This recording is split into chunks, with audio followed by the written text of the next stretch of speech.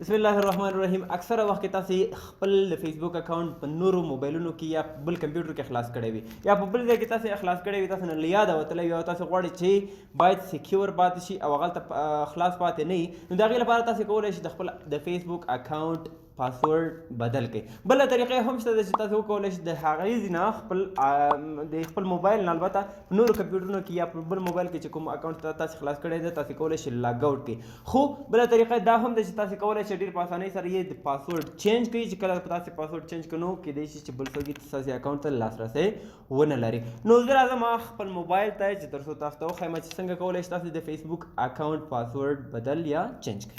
ښه تر ټولو لومړی به تاسو موبایل کې فیسبوک ته راشئ. په دې ځای کې به تاسو په دې درې کرښو باندې کلیک وکړئ. له هغې وروسته به تاسو سیټینګز اینډ پرایوسي باندې کلیک وکړئ. بیا به تاسو عمومي دا سیټینګ باندې کلیک کوئ. په دې کې تاسو ته مختلف آپشن درکړي. تاسو به سکیورټي اینډ لاګ ان باندې کلیک کوئ.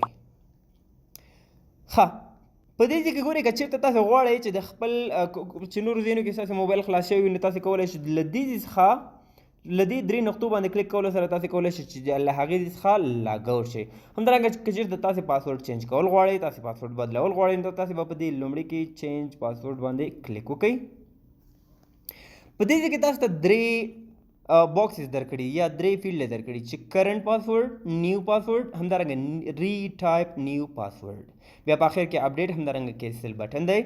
ښه که چېرته تاسې خپل پاسورډ یاد نه وي په اخر کې چې دغه فارګوټ پاسورډ لیکلی دی تاسو په دې باندې کلیک کولو سره خپل پاسورډ ریکور کولی شئ. همدارنګه که چېرته پاسورډ مو یاد وي په دې کې به تاسې نوی خپل پاسورډ ولیکئ. فار ایگزامپل ما دلته یو خپل پاسورډ ولیکه.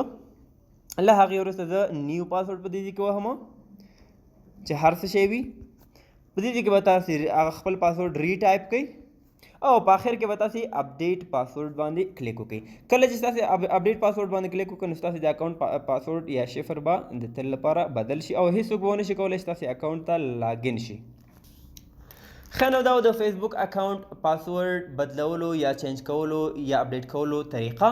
که چېرته ستاسې په ذهن کې کومه پوښتنه وي د موبایل کمپیوټر یا نور د ټیکنالوژي ریلیټډ یا مربوطه د ټیکنالوژي مربوط کوم پوښتنه ستاسې په ذهن کې وي نو تاسې کولی شئ چې د همدې ویډیو په کومنټ کې ماته ولیکئ. انشاءالله د هغې په اړه باندې به زه یو ویډیو جوړوم. که چېرته موضوع لنډه وي نو زه ستاسو ته په کومنټ کې جواب درکوم.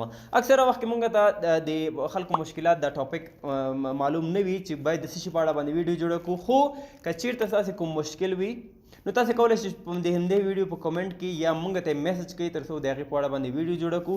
ستاسې هم په کار راشي. همدارنګه نورو خلکو چې کوم ورسره مشکل سره مخ دي نو د هغوی به انشاءالله هم مشکل حل شي. نو که چېرته دغه ویډیو ستاسې په کار راغلی وي ستاسې خوښه شوي ویډیو در سره لایک کړئ تر څو پورې چې یوټیوب دغه زموږ ویډیو نورو خلکو ته وښایي. همدارنګه له نورو ملګرو سره یې هم شیر کړئ.